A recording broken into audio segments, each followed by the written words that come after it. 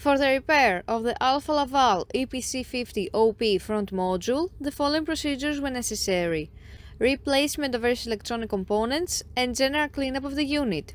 For testing, we add a 24-volt DC power supply.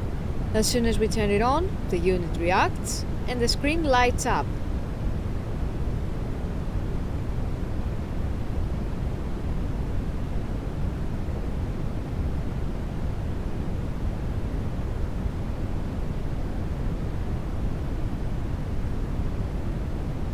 The error message is due to lack of additional units, so no further testing is possible.